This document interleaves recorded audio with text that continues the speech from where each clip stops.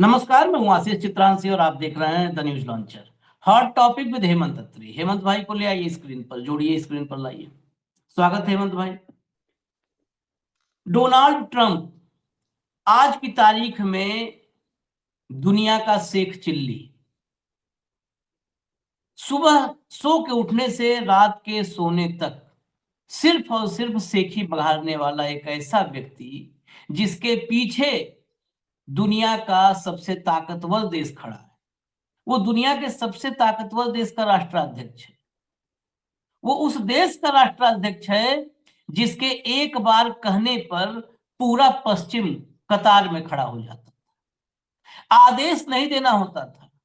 America अगर किसी पर क्रुद्ध हो जाए, नाराज हो जाए, तो पूरा पश्चिम उससे नाराज हो जाता था। अमेरिका किसी की आलोचना कर दे तो ब्रिटेन से लेके France, Germany, Switzerland, Norway, Finland, Sweden, Denmark, Belgium, Spain, Italy, सारे के सारे उसकी आलोचना करने लगते थे। लेकिन फिर एक दिन आया अमेरिका में जब अमेरिका में एक नारा गूंजा, मेक अमेरिका ग्रेट अगेन, और उन्होंने शेख चिल्ली को चुना इसके लिए कि शेख चिल्ली आएगा और अमेरिका को दोबारा महान बनाएगा।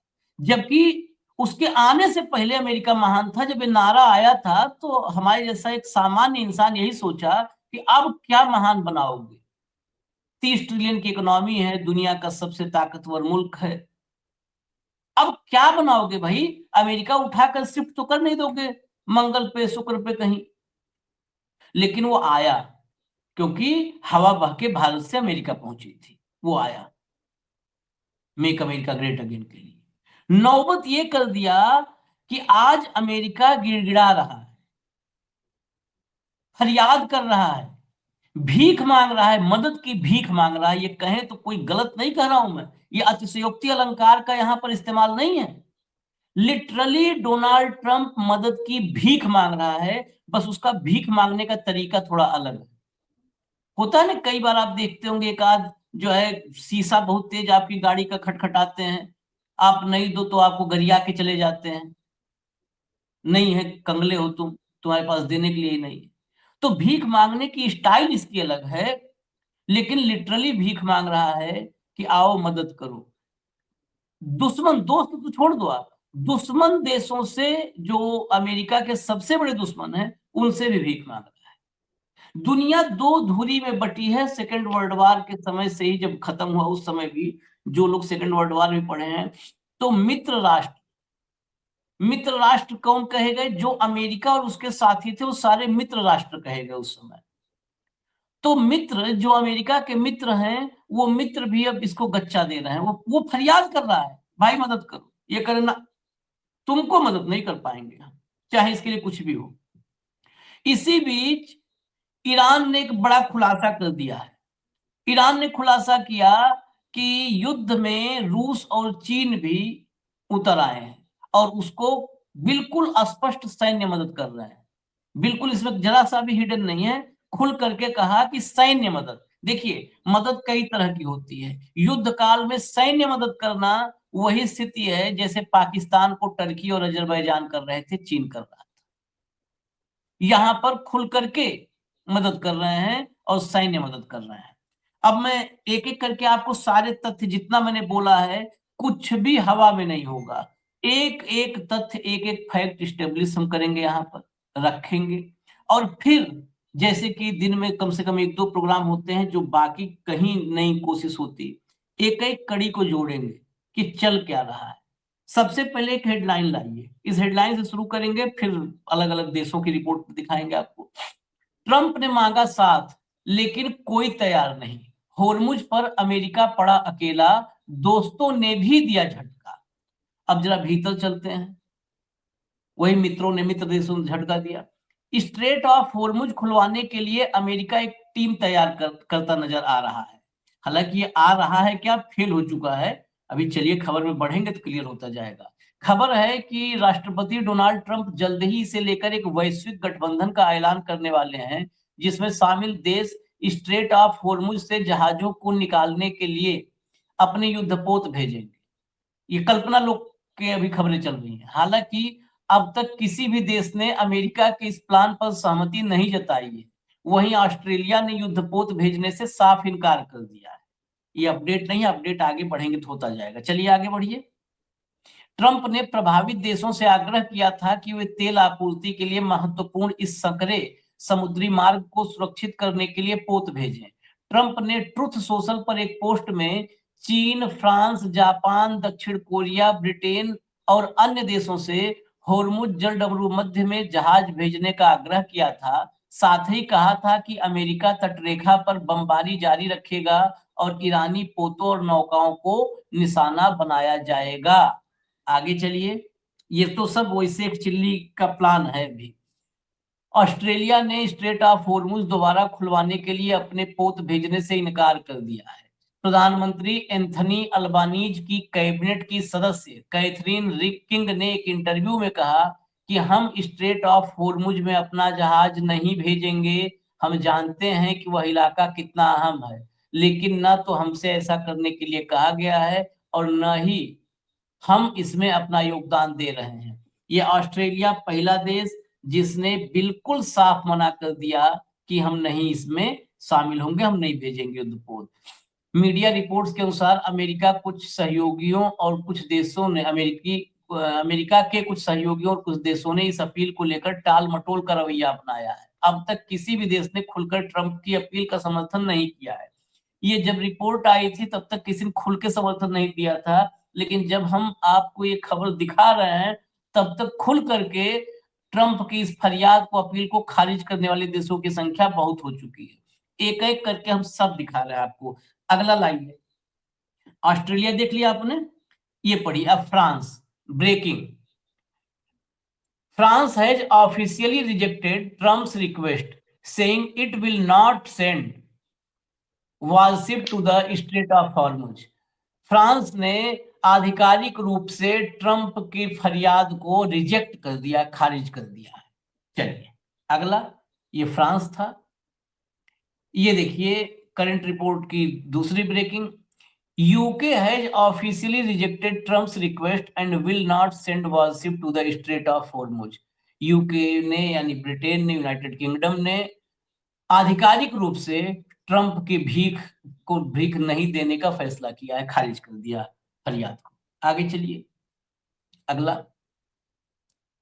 जापान। गिनते जाइएगा, ऑस्ट्रेलिया, फ्रांस, यूनाइटेड किंगडम और जापान, चौथा। सारे ये वो मित्र हैं जो युद्ध में कोई भूमिका निभाते हैं, जो मतलब कोई पटाखा बम फोड़ते हैं। बाकी तो कुछ खाली हैं कि पीछे खड़े हैं। ये वो हैं जिनकी कुछ ताकत थी, वो सब खारिज कर दिए। जापान, ताकत आर्थिक रूप से, सामरिक रूप से, हर तरीके से यही ताकतवर देश थे।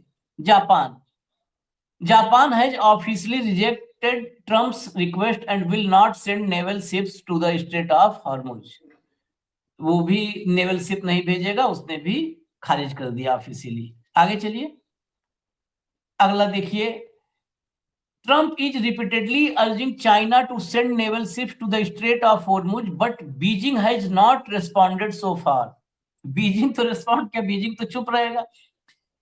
चाइना से लगातार गुहार लगा रहे हैं ट्रंप कि वो भी अपने naval ship straight of Hormuz में भेजे, लेकिन बीजिंग इस पर कोई रिस्पॉन्स ही नहीं दे रहा है, खामोश है। आगे चलिए, हो गया ना, जापान, चीन, फ्रांस, ऑस्ट्रेलिया सब। अब देखिए एक दौरा होने वाला है, चीन का दौरा, बड़ा ऐतिहासिक, इसका दुनिया इंतजार कर रही है। ट्रंप का चीन का दौरा होने जा रहा है। अमेरिकी राष्ट्रपति चीन में कदम रखे, बहुत बड़ी ये वैश्विक घटना है। लेकिन हुआ क्या है, अब ये जब खींचता है आदमी तो पगलाता है, बौखलाता है, तो ये क्या करता है, फिर धमकाना शुरू कर देता है। ट्रंप ने कहा कि अगर बीजिंग होर्मुज जलडमरू मध्य को खोलने में मदद नहीं करता है तो वह चीनी राष्ट्रपति शी जिनपिंग के साथ अपनी तय समिट में देरी कर सकते हैं। वो तुमसे कौन सा रिक्वेस्ट कर रहा है भाई। अब ये नौबत आ गई कि चीन के राष्ट्रपति से भीख मांग रहे हैं कि खोलने में मदद कर दो भाई साहब, नहीं करोगे तो हम तुमसे मिलने नहीं आएंगे। चलो आगे भैया, अगला आगे चलिए। ये जो है, और देखिए उधर कह रहा है कि हम आएंगे नहीं, यहां पर ये बड़ा महत्वपूर्ण है। और जो भी है, चाहे हम लोग की थोड़ी सी समझ, लेकिन 3 दिन पहले मेरे ख्याल से मैं और हेमंत अत्री ही बैठे थे उस कार्यक्रम में। मैंने कहा था कि ट्रंप जिस दिशा में जा रहा है, नाटो के भविष्य पर अब सवाल खड़ा हो जाएगा। ये जिस तरह से मुंह की खाने की स्थिति आ रही है, ट्रंप का साथ दो नहीं तो अंजाम भुगतोगे। डोनाल्ड ट्रंप की नाटो देशों को धमकी, होर्मुज स्ट्रेट पर आना होगा। नाटो के कौन कौन से देश हैं? यही ब्रिटेन, फ्रांस, जर्मनी, यही सब हैं। सब ने मना कर दिया कि हम नहीं आएंगे। तो कह रहा है कि अगर नहीं आओगे तो नाटो का हाल बुरा होगा। इसमें तो पूरी बात नहीं है, अंजाम भुगतोगे। ब्रिटेन, फ्रांस, जर्मनी को नहीं बोला। इस खबर के भीतर क्यों बता दूं, कहा है कि नाटो का अंजाम बुरा होगा। हटा दीजिए इस हेडलाइन को। ट्रंप ने कहा कि अगर नहीं आओगे तो नाटो का अंजाम बुरा होगा, यानी नाटो को भंग करने की दिशा में ये धमकी है कि नाटो खत्म कर देंगे। नाटो खत्म कर दोगे तो तुम, बाकियों क्या होगा, वो तुम्हारे बगैर नाटो बना लेंगे, लेकिन तुम्हारा क्या होगा ये सोचो। पूरी दुनिया में जो भी, जो स्ट्रेटेजिक तुम्हारे पास वो है ना, सब बेनिफिट्स हैं, वो सारे खो बैठोगे। स्ट्रेटेजिक हर जगह पर कुछ ना कुछ मोहरे बैठा रखे हैं। अमेरिका की ताकत क्या है, मैं एक लाइन बस लूंगा। अमेरिका की ताकत है कि दुनिया भर में सामरिक अड्डे, जो बहुत महत्वपूर्ण स्ट्रेटेजिक पॉइंट्स हैं, वो किसी का बेस हो, फ्रांस का हो, ब्रिटेन का हो, वो सारे बेसेज को ये एक्सप्लोर कर सकता है, उसका इस्तेमाल कर सकता है। यही तो ताकत है। ये ताकत चली गई, बहुत मतलब माइन्यूटली आप इस विषय में जाइए, ये ताकत चली गई तो खत्म। अब मैं चलता हूं, अगले पार्ट पे आऊंगा। रूस और चीन कैसे खुल करके अब साथ दे रहे हैं ईरान का, उस पर। लेकिन पहला ये ज्यादा महत्वपूर्ण हिस्सा है। हेमंत भाई एक हम लोग के साथी हैं, अनिल जैन, बड़े चुनिंदा शब्द लिखते हैं वो। उन्होंने 2 दिन पहले लिखा, ट्रंप के लिए खप्तुल हवास हो गया है। अब ये खप्तुल हवास, खप्तुल हवास बहुत मतलब बहुत कम इस्तेमाल होता है सब, लेकिन खप्तुल हवास का अर्थ होता है मानसिक रूप से विक्षिप्त, मतलब बौखला जाना, पगला जाना। तो एक ही शब्द में अगर जितने मेंटल डिजास्टर हैं, अगर उन सबको आप एक साथ इकट्ठा कर दो और एक शब्द तलाशोगे तो वो शब्द होता है खप्तुल हवास। क्या वाकई यही स्थिति आ गई है? आशीष भाई नमस्कार, आपको सारे दर्शक साथियों को भी। देखिए ये शब्द बड़ा रेयरेस्ट ऑफ रेयर है, और अनिल भाई इस तरह के शब्द लाने के लिए मशहूर है अपनी बिरादरी के बीच में। मेरे तो साथी हम्म, रहे हैं, भाई रहे, हमने इकट्ठे काम किए हैं। लेकिन इस पूरे को उन्होंने लिख दिया, इसको एक्सप्लेन करना अब हमारा काम। हम्म, उन्होंने लिखा तो ये बताना तो हम्म, पड़ेगा ना दुनिया को, दर्शक साथियों को, कि इसका है क्या। ट्रम्प अपने आप में एक बहुत ही दुर्दांत प्रतिभा है, ये मैं और आप पिछले 20 जनवरी से करें, कोई आज से नहीं करें। हम्म, वो भला आदमी 28 फरवरी की रात को अटैक करता है, और हम्म, 1 मार्च को सुबह क्या कहता है कि ईरान फिनिश हो गया, ईरान फिनिश हो गया। हम्म, उसके बाद वो ऐसे 11 बयान दे चुका है। आज 17वां दिन है लड़ाई का, और उन 11 बयानों का लब्बलुआ बताता हूं आपको क्या है। ईरान हम्म, की नौसेना खत्म होगी, ईरान के 45 पोत डुबो दिए, ईरान की हम्म, सेना खत्म होगी, ईरान की वायुसेना खत्म होगी, ईरान की एयर डिफेंस प्रणाली हमने नष्ट कर दी। हम्म, ठीक।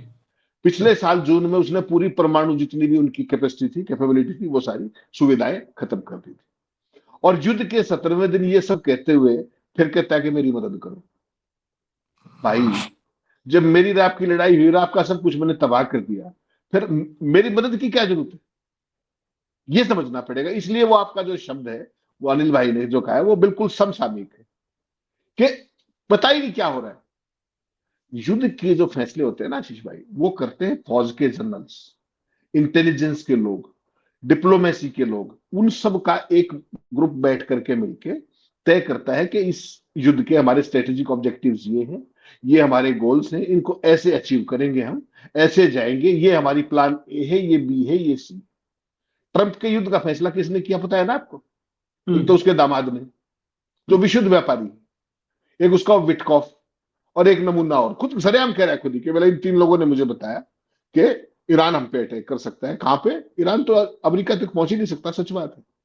तो ईरान कहां पे अटैक करेगा? क्या उसने कभी आज तक अटैक किया है? जवाब है ना। चूंकि एक सर्कस क्रिएट करना था एप्स्टीन के काले कारनामों को छुपाने के लिए, इसलिए ये भाई युद्ध में उतरा है। ठीक। उसके बाद जो अब जो डैमेज हो रहा है वो अनबियरेबल है।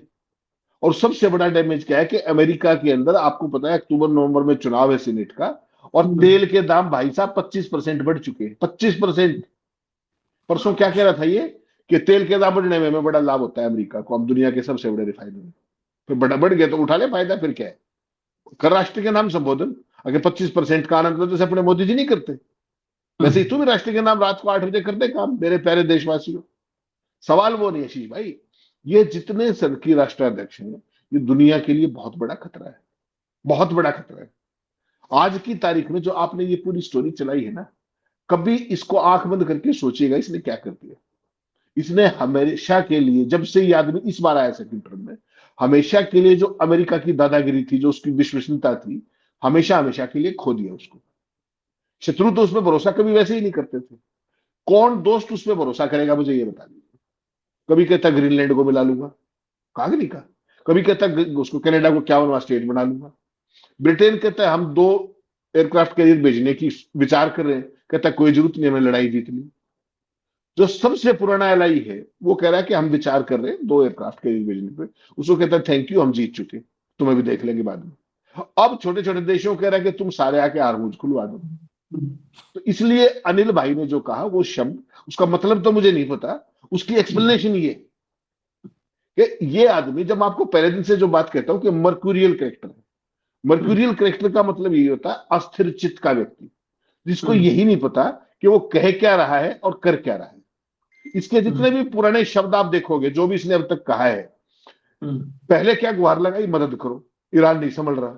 जब कोई नहीं आया तो फिर धमकी देने चल पड़ा, याद रखूंगा, देख लूंगा। अमेरिका से पर अमेरिका ने जो हमला किया ईरान पर, उससे पहले किसी से पूछा था आपने?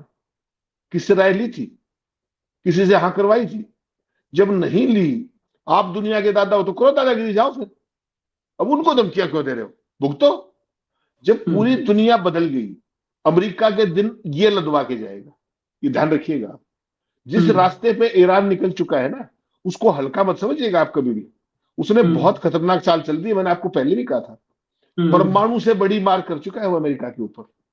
जिस तरीके से उसने जो ये कहा ना ईरान ने कि जो अपने अपने चाइनीज करेंसी में जो जहाज वो तेल लेकर के जा रहे हैं, उनको नहीं रोका जाएगा हॉर्मुज में। आप समझ लीजिए इसका मतलब क्या है, पूरा पेट्रो डॉलर ध्वस्त। दादागिरी किस बात की आपकी? डॉलर की तो है। डॉलर ध्वस्त तो फिर आपके पल्ले क्या बचा है? और अब जो उसने आज लेटेस्ट बात कही है, अभी तक ये सारी चीजें कंजक्चर्स थी कि रशिया हमारी मदद कर रहा है, चीन हमारी मदद कर रहा है। आज बागची ने ओपन लिया करके क्यों कहा ये? उसको पता है कि ट्रंप फंस गया है, वीक फुटिंग पे है।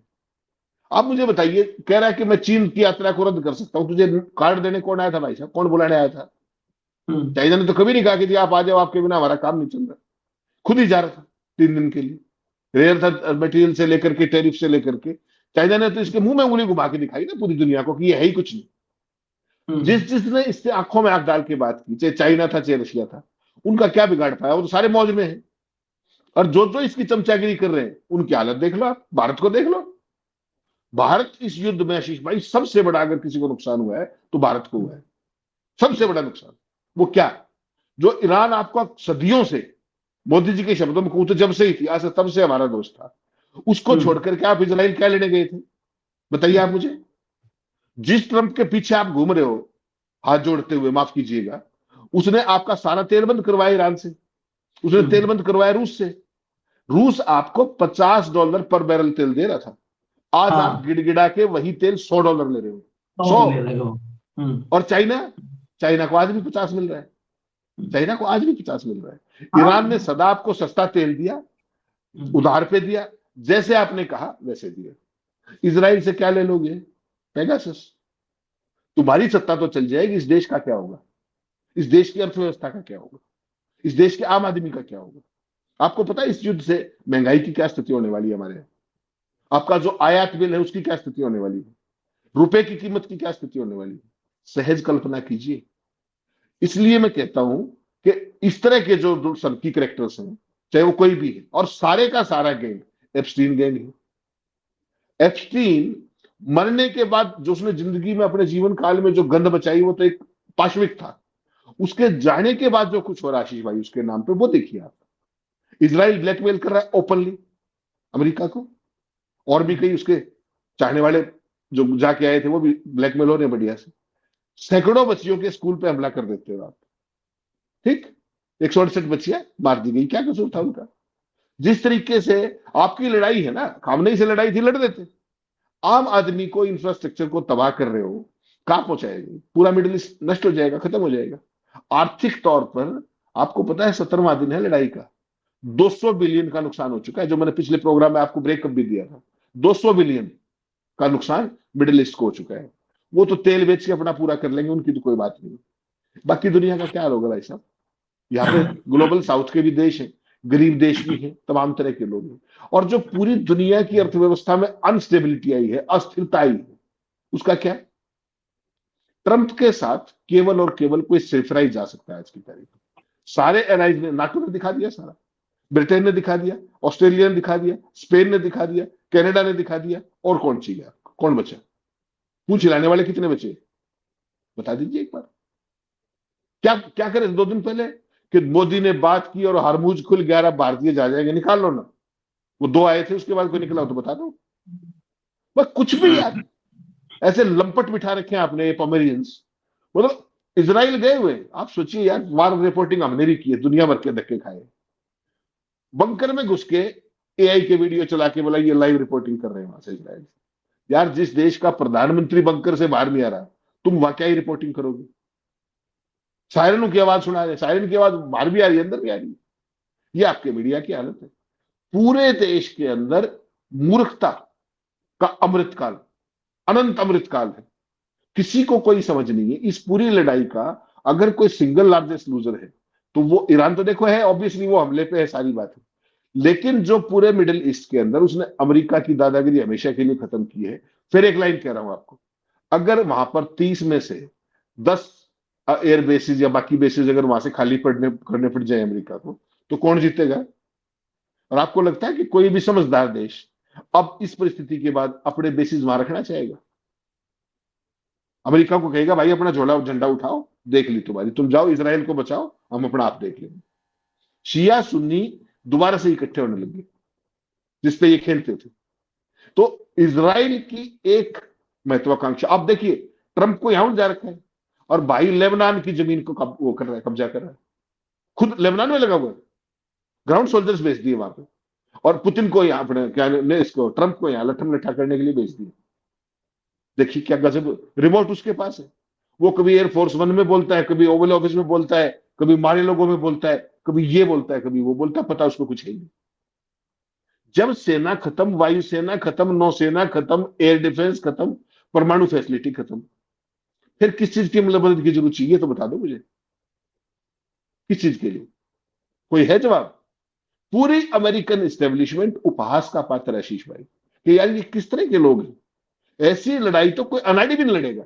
जो गली गली के अंदर ये होते हैं ना लफंडर जितने भी, ऐसी लड़ाई तो वो भी नहीं लड़ता भाई साहब। मैं आपके ऊपर हमला करने आऊंगा 4 बार सोचूंगा कि कहां से क्या करना है, क्या प्लान ए है, बी है, भागना कैसे पड़ेगा, क्या, कुछ भी नहीं। ईरान सिर पे कफन बांध के लड़ रहा है अस्तित्व की लड़ाई। आपके लिए थी चॉइस की लड़ाई, आपने वो चॉइस चुनी तो आप भुगतिए। ईरान तो अपने अस्तित्व की लड़ाई लड़ रहा है, उसने कुछ जीतना नहीं, उसने दुनिया को यह दिखाना है कि तुम्हारी दादागिरी फिजूल है। आप सोचिए वियतनाम ने आज 60 करोड़ रुपए की राहत सामग्री भेजी वहां पर, सॉलिडरिटी दिखाई, 60 करोड़ रुपए की पूरा जहाज भेजा है, ठीक। तो नए नए श्रमिक, वियतनाम का सिंबॉलिक अर्थ बहुत है अमेरिका के साथ, बहुत है वो सिंबॉलिक वियतनाम है। जेल करता है, जेल करता है। जो स्थिति आज ईरान की है वही स्थिति तब वियतनाम की थी। वियतनाम की घुटने रगड़वा दिए थे आशीष भाई, घुटने रगड़वा दिए थे। जो और वियतनाम ने किया वो हो गया। अब तो उधर से जोड़े तो 30-50-55 साल से ऊपर हो गए। नहीं तो जो वियतनाम ने किया वो तो अब वही ईरान ईरान लेकिन बड़े पैमाने पे। वियतनाम था सिर्फ वियतनाम, वियतनाम में हालांकि वहां पर ग्राउंड ट्रूप्स थे, जमीन पर उतरे हुए इसके सैनिक थे, उनको बड़ी मतलब क्या क्या कितना जनहानि हुआ। सबसे बड़े पैमाने पे अब तक अमेरिका के सैनिकों की अगर मतलब जहां पर जान माल का नुकसान हुआ है वो वियतनाम था। ईरान ने सैनिक तो कम मरे क्योंकि अमेरिका ने अभी जमीन पर उतारे नहीं है, विचार कर रहा है अभी। वियतनाम से भी बड़ी त्रासदी के लिए विचार कर रहा है। लेकिन जमीन पर जितना बड़ी तबाही मतलब हुआ है उसके बेसेज वगैरह को लेकर के, ये भूतो न भविष्यति, भविष्य में तो होगा ही नहीं, भविष्य में कोई अमेरिकी इतना ज्यादा उछल कूद नहीं मचाएगा, इतना भी आप मान लीजिए। एक सदी अगर ये युद्ध परवान चढ़ा और जो हम लोगों को लग रहा है युद्ध जिस दिशा में जाते हुए उसी दिशा में युद्ध खत्म हुआ, तो अब एक बात आप मान लीजिए कि 100 साल दुनिया चैन से, चाहे थर्ड वर्ल्ड वार पे खत्म हो चाहे जहां खत्म हो, लेकिन फिर 100 साल जो दुनिया फिर चैन से रहेगी, क्योंकि ये अमेरिका का उछल कूद बंद हो जाएगा कि जहां तेल देखो वहीं पर जो है उछल कूद करो, बम गिराओ, मिसाइल गिराओ, ये हरकतें बंद होंगी। और ये इजराइल युद्ध अगर फिर लंबा कह रहा हूं खिंच गया, तो इस इजराइल को बहुत दिन से कहते हैं हेमंत भाई कि नक्शे में ढूंढना पड़ेगा, तो वाकई नक्शे में ढूंढना पड़ेगा, इनको ढूंढना पड़ेगा। ये पुनर्मूस्को भव, ये फिर पुनर्मूस्को भव हो जाएंगे। ये जितना ये पूरा का पूरा फिलिस्तीन का इलाका धीरे धीरे कब्जा लिया, वो एक गाजा पट्टी में 20 किलोमीटर की पट्टी में और वेस्ट बैंक में खाली सिमट कर रह गए, फिलिस्तीन रह गया। वो देखिए स्थितियां मतलब जो हम देख पा रहे हैं वो स्थितियां ठीक नहीं है। क्यों? आगे अगली हेडलाइन देखिए जरा, अगली हेडलाइन देखिए। अमेरिका के खिलाफ जंग में कूदे रूस और चीन, ईरान का बड़ा खुलासा, कहा हमें मिल रहा मिलिट्री सपोर्ट, मिलिट्री सपोर्ट का जो है खुलासा किया है। आगे चलिए जरा खबर के भीतर। ईरानी विदेश मंत्री ने रविवार को एक अहम इंटरव्यू में इस बात का खुलासा किया। अरागची ने अपने बयान में कहा कि चीन और रूस ईरान के रणनीतिक साझेदार हैं और वे इस संघर्ष में सहयोग दे रहे हैं, इसमें सैन्य सहयोग भी शामिल है। उन्होंने कहा मैं इससे जुड़ा कोई भी विवरण नहीं दे सकता, लेकिन ईरान का इन देशों के साथ राजनीतिक, आर्थिक और यहां तक कि सैन्य स्तर पर भी अच्छा सहयोग है। आगे चलिए। ये बिल्कुल साफ कर दिया कि आज सैन्य स्तर पर अच्छा सहयोग है और सैन्य मदद दे रहे हैं। अगला ये आया बयान, अब बयान सोचिए, इस बयान को इस वाले बयान से जोड़िएगा तो बिल्कुल साफ हो गया। राष्ट्रपति ट्रंप ने पिछले सप्ताह मतलब ज्यादा दिन नहीं, 2 दिन पहले, सप्ताह बदल गया है, 2 दिन पहले की बात है ये, एक बयान में कहा था कि उन्हें शक है कि रूसी राष्ट्रपति व्लादिमीर पुतिन युद्ध में ट्रंप की थोड़ी बहुत मदद कर रहे हैं। ट्रंप ने कहा था कि मुझे लगता है कि वह शायद थोड़ी मदद कर रहे होंगे और शायद वह यह भी सोचते हैं कि हम यूक्रेन की मदद कर रहे हैं। ट्रंप का यह बयान उन रिपोर्ट्स के बाद सामने आया था जिसमें दावा किया गया है कि रूस ईरान को अमेरिकी सैन्य ठिकानों से जुड़ी खुफिया जानकारी दे रहा है। अब ये हटा दीजिए, इसको हटा दीजिए और अब हेमंत भाई के पास चलते हैं। इसके बाद जरा अभी अमेरिका के का आपको सेक्रेटरी यानी मंत्री को सुनवाएंगे। वो क्या बौखलाहट किस कदर उसकी होगी कि वो अब मर्सीलेस जैसी बातें कर रहा है। किसी भी सैन्य अभियान में, युद्ध में ऐसे शब्दों का इस्तेमाल नहीं किया जाता है, ये युद्ध अपराध होते हैं। लेकिन हम उस पर आएंगे, पहले इसको समझ लें। हेमंत भाई, उधर कोई नहीं है, बस वही दोनों एप्स्टीन बंधु हैं। वो एप्स्टीन बंधु, ईरान ने तो बहुत अच्छा ना एप्स्टीन गैंग, एप्स्टीन फैमिली करना शुरू कर दिया है। तो एप्स्टीन फैमिली, उधर एप्स्टीन बंधु, और इधर इधर बरमूडा ट्रायंगल। बरमूडा ट्रायंगल में एप्स्टीन बंधु डूब जाएंगे, समा जाएंगे क्या? आशीष भाई, किसी भी लड़ाई को देखने के दो तरीके होते हैं। एक ये कि आपने मेरे यहां आकर के कितना विध्वंस कर दिया। विध्वंस करने की ताकत अमेरिका में हमेशा थी, है और कुछ समय के लिए रहने वाली, इसमें तो कोई कंफ्यूजन नहीं। हमने दूसरी बात पहले दिन से एक बात कही थी, ये था कि अमेरिका के इस लड़ाई में आने का क्लैरिटी पहले ये होनी चाहिए थी कि उनका स्टेटेड ऑब्जेक्टिव क्या है। स्टेटेड ऑब्जेक्टिव क्या बताया गया था? रिजीम चेंज, यही था ऑफिशियली अनाउंस। आपने खामनेई साहब को मार दिया, रिजीम चेंज हो गया क्या? वो तो काउंटर प्रोडक्टिव हो गया। सारे का सारा देश एकजुट हो गया, जिसपे सीआईए ने करोड़ों अरबों डॉलर लगा करके ईरान में आग लगाई थी समाज के अंदर, जिसके अंदर मोसाद का भी रोल था, लोगों को भड़का रहे थे ईरान की जनता को। वो तो उल्टा हो गया, खामनेई के मरते ही हुआ क्या? पूरा देश एक। तो स्टेटेड ऑब्जेक्टिव में तो आप पहले दिन हार गए, एक। उसके बाद आप विध्वंस करने के माहिर रहे हो, आपके पास भाई गोला बारूद है, आपके पास सब कुछ है, करते रहिए, उसमें कोई समस्या नहीं। ईरान के पास आपको हराने का वेर विडाल नहीं है, ना तो ईरान अमेरिका तक आप पहुंच सकता है ईरान, ना कुछ और। लिमिटेड रिसोर्सेज है, 50 साल से प्रतिबंधों का मारा हुआ है, ठीक। उसके बावजूद जो उसने ईरान, लड़ाई हमेशा ये नहीं होती कि आपने मुझे कितना मार दिया और मैंने आपको कितना मार दिया, ये नहीं। लड़ाई ये है कि क्या रिजीम चेंज हुआ, जवाब है ना। क्या ना। होगा, बिल्कुल नहीं होगा। अब क्या होगा, अब क्या मिडिल ईस्ट से अमेरिका का जोड़ा झंडा उठेगा सारे का सारा, या कुछ देशों से उठेगा, सवाल है कि नहीं। अगर मिडिल ईस्ट से, जैसा मैंने कहा, 30 में से अगर 10 बेसिस इनके छोटे मोटे ठिकाने वो ये कह देंगे भाई साहब आप चलिए, हमारा हो गया, हम अपना आप देख लेंगे, आप चलिए कोई बात, तो जीत गया अमेरिका, तो फिर तो कोई बात बची ही नहीं। ये बेसिस तक पहुंचाने में सीआईए ने कितने षड्यंत्र रचे होंगे, कैसे कैसे उन देशों को डराया होगा, कैसे कैसे उनको सुरक्षा की गारंटी दी होगी, कैसे कैसे उनको ब्लैकमेल किया होगा तेल के मामले में, फला के मामले में, कैसे कैसे उनको इजराइल के नजदीक लाने की अमेरिका कितने दिन से कोशिश कर रहा है। आज अमेरिका के हाथ पल्ले क्या है, आज अमेरिका इस हालत में खड़ा है कि अगर ये तीनों देश ठान लें, रूस, चीन और ईरान, तो पेट्रो डॉलर गया भाई साहब, गया। हाँ। क्योंकि मिडिल ईस्ट के सारे देश बहुत बुरे तरीके से फंसे हुए, राम राम जप रहे हैं कि किसी तरीके से ये बंद हो जाए। आप सोचो आशीष भाई, जो मिडिल ईस्ट की जो एक प्लेसिंग की गई थी ना, कि भाई दुनिया का आदर्श जो है निवेश का स्थल है, फलाना है, यहाँ पर किस तरह की कोई लैंड ऑर्डर की स्थिति नहीं है, बहुत ही पीसफुल है, उस ब्रांड वैल्यू को एस्टेब्लिश करने में आपको क्या लगता है अरबों खरबों डॉलर नहीं लगे होंगे। और इस युद्ध के बाद इन मिडिल ईस्ट के देशों की स्थिति क्या होगी है?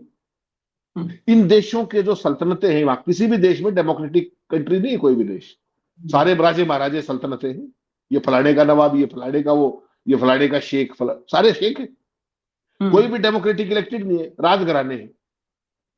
अगर उनको ये लगेगा कि भैया अमेरिका तो इजराइल को बचाने के लिए हमें बलि का बकरा बनवा रहा है और ईरान हमें बख्शेगा नहीं, वो क्या कहेंगे, प्रभु आप चलिए बाकी देखेंगे बाद में, यही कहेंगे ना। तो हो गया अमेरिका का, तो हो गया, फिर इसके बाद क्या चाहिए। नाटो का खुद ही कर लिया उसने, बहुत महंगी कीमत चुकानी पड़ेगी, सुबह से शाम तक धमकी के अलावा कुछ आता ही नहीं। आशीष भाई, जब आप किसी के सहयोगी होते हो ना, किसी के भी, चाहे देश के तौर पर चाहे व्यक्ति के तौर पर, उनको सम्मान के धरातल पर ट्रीट किया जाता है। आप ब्रिटेन को धमका रहे हो कि जाओ थैंक यू सो मच, हमें नहीं चाहिए तुम्हारा, आप तो जीत गए लड़ाई। ये 5 दिन पुरानी बात है, 7 दिन पुरानी। 5 दिन नहीं, हाँ ये चौथे दिन की बात है, युद्ध शुरू हाँ, होने के चौथे दिन।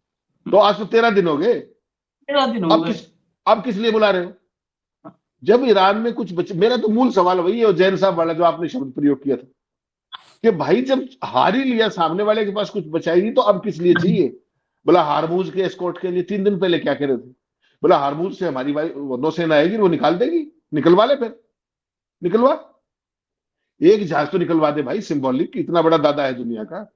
फिर क्या कहा कि जो नौसैनिक है, जो ये कमर्शियल शिपमेंट्स हैं, इनको बड़ा टेक्टिकली जाना चाहिए, इनको इनको वो लगाना चाहिए दिमाग।